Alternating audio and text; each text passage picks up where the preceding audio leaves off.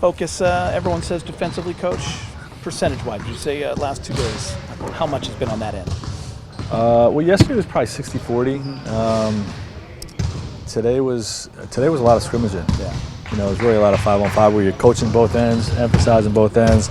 I had a whole practice plan scripted out of defensive drills, and you know, their intensity, enthusiasm, and energy was so good early in practice that we scrapped it and you know, let them play and rewarded them with just the good energy in the gym. So you know, their spirit has been really strong, and you know, we're working both ends. So many vets on this team in a high competitive level. What did you see from the guys today in that 5-on-5?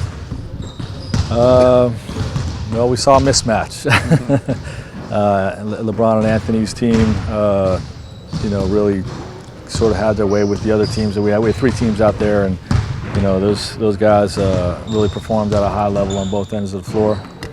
So, yep. JaVale and Dwight, who's playing well alongside AD? Both of them. Dwight played with him today with that group, and continued to just really set a tone with his physicality. You know, we're working to make sure that he's doing it without fouling, and we don't want to put teams to the line, so he got better as practice went on with that. But JaVale had a great practice too. I mean, we stopped and showed some film in the middle of practice, and he was on a couple of clips with some really strong defensive plays. Who else did you have with that group today? Today was Avery and Kentavious with LeBron and AD and Dwight. Yeah, we'll continue to change it every day, and you know, just give different looks. Let guys all get familiar with each other. There's a lot of new faces. We're going to see and use a lot of different lineups this year, so we'll try to change it each day through camp. You talked about the importance of getting a lot of court time for LeBron and AD together. Is it kind of difficult to find sort of fair matchups with 5-on-5 in certain scrimmage situations when those two are going to be playing a lot on the same team? It sure is, but you know, with any mismatch, quote unquote mismatch, the other team's got to just play to their strengths. You know, that lineup is really big, so you know, they got to try to beat him with speed. You know, and you know, at some points, the other teams are able to do that. But it is difficult to find a matchup that can beat, you know, the LeBron and Anthony combination. Right, obviously it's no surprise that, I mean, most of LeBron's going to turn 35 this year. What kind of defender do you think he can be this season? Well, the biggest thing with him on the defensive end is his mind. You know, I mean, his anticipation and the ability to sniff out action. You know, that's the thing when we played against him when he was with Miami that blew me away. Is he always knew what was coming and broke it up with, you know, with his mind and quarterbacking or middle linebacking the defense as much as what he was doing physically. And you know, he still has you know, that ability at the highest level, maybe better than ever as his experiences taking place. So he's going to be a great defender for us. So then, having said that, just how important is he to you guys being the defensive team you want to be? Yeah, well, you know, every great defense needs a middle linebacker.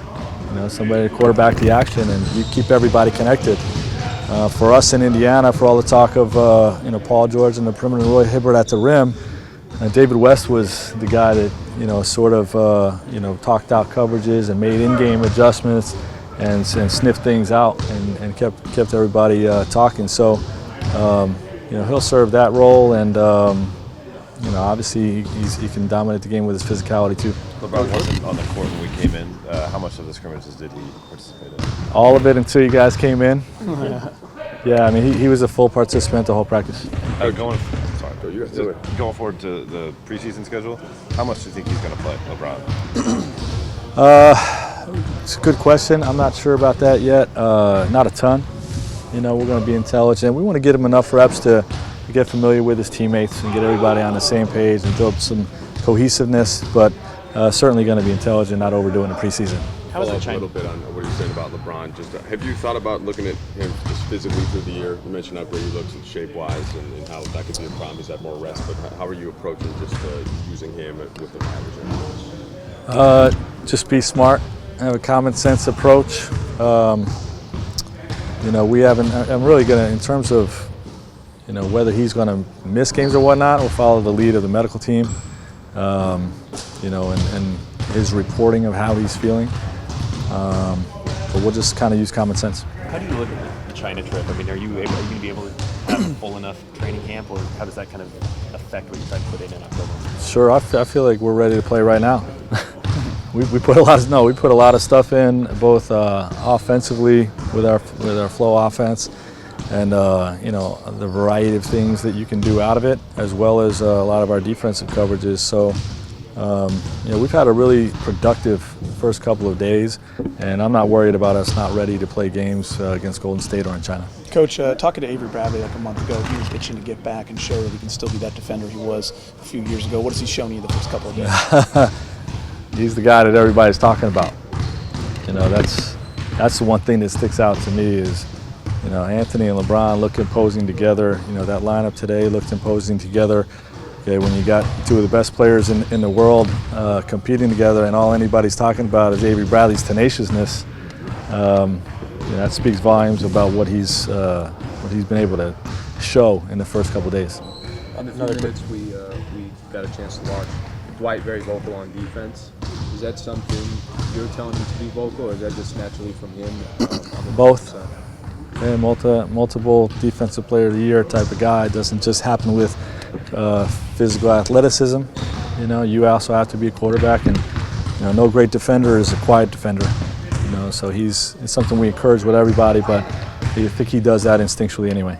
Quick question about availability. We saw Jared Dudley in a red jersey. Does that signify anything? Was he available to play there? Yeah, he participated full. I think we pulled him out of the scrimmage at the end, just to manage some soreness in his knees, but that's just normal training camp stuff. What has Kuzma been able to do? Has he done a little bit in practice? Nope. No. Yeah, it's still all just one-on-0 stuff with a coach, mostly stationary, and so he has not participated.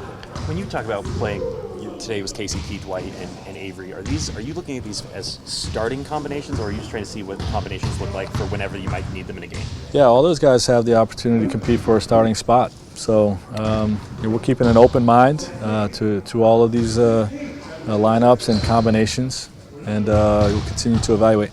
Frank, do you have a general approach in the season? Do you reevaluate every game? Do you like to give units a chance to match over the course of a couple games?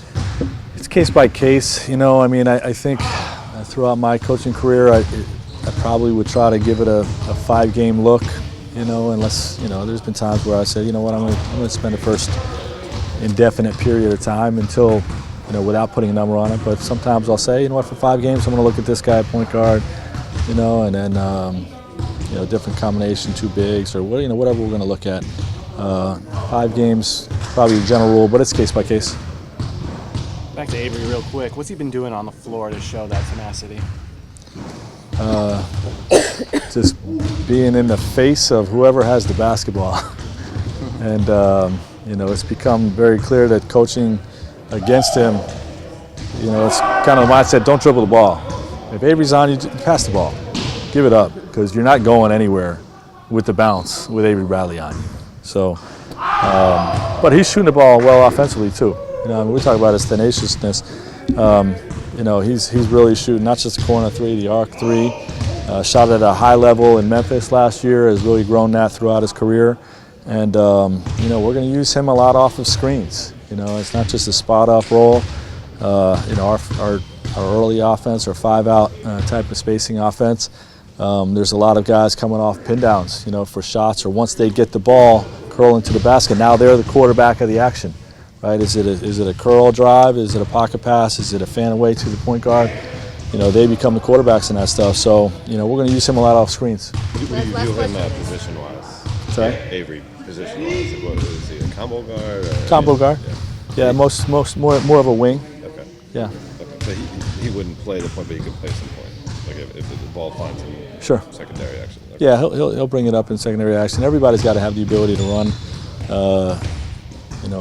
Run the 5 spots in a 5-out set. Yep. Dwight said that he thinks this could be the best defense in the league. Where do you see this team ceiling on that? We can be. There's no doubt we can be.